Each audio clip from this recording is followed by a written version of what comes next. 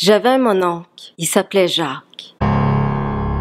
J'avais 12 ans quand il s'est suicidé. Je l'ai pas connu longtemps, mais je l'ai connu pour vrai. Quand on allait chez mes grands-parents, j'allais toujours le rejoindre dans la cave. C'est là qu'il habitait. Je m'assoyais sur son lit. Lui, il faisait ses affaires. On se parlait pas beaucoup, mais on se comprenait parce qu'on se ressemblait. En fait, on se reposait. On prenait un break du monde, de tout, de la vie. On faisait assez de bien. Après sa mort, pendant des années, j'allais me promener dans le cimetière pour essayer de ressentir cette même paix-là. Mais je trouvais jamais sa tombe. À un moment donné, il me suis tannée. J'étais allée voir la madame dans le presbytère, regarder son plan, puis elle m'a dit « Ah, il est là, rangée 14, dans le lot 22. Et c'est sûr que vous l'avez pas trouvé, y a pas de monument. Votre famille vous a jamais dit ça? » Non.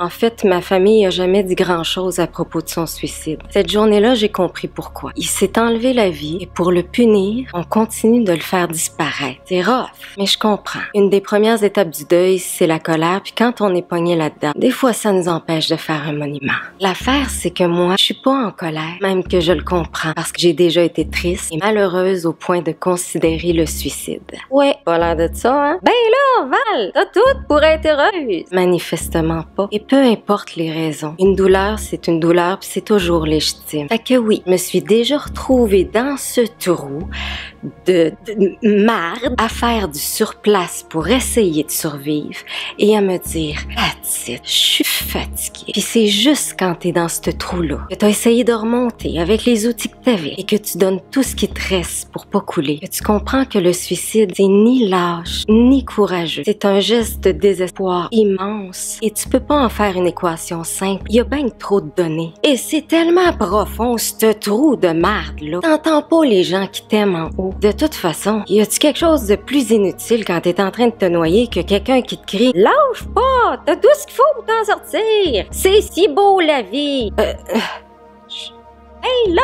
qu'est-ce qu'on peut faire d'abord? Tais-toi, écoute et tends la main. Tire mon pas, t'es pas responsable. Si ton oncle, ta voisine ou ton fils s'est suicidé, tu n'es pas responsable. Et si t'es en bas, dans le trou, ça se passe un souffle à la fois et chaque seconde fait de toi un héros. Ça se peut que pendant cette seconde-là, il y ait un bout de bois qui passe, que tu puisses monter dessus comme dans le Titanic puis te reposer un peu. Ça se peut aussi que tu sois trop fatigué puis que tu choisisses de te reposer et c'est correct. Ah, Valérie Blain, elle incite les gens à se suicider! Ce que je disais, c'est que peu importe votre choix, vous ne serez pas puni après. Vous allez être aidé. Et de toute façon, y a-t-il une plus grande punition que de faire du surplace dans un trou de merde? Au pire, vous aurez pas de monument au cimetière. Mais ça, on s'en fout. Y a-t-il un plus beau monument que celui que je viens de vous faire?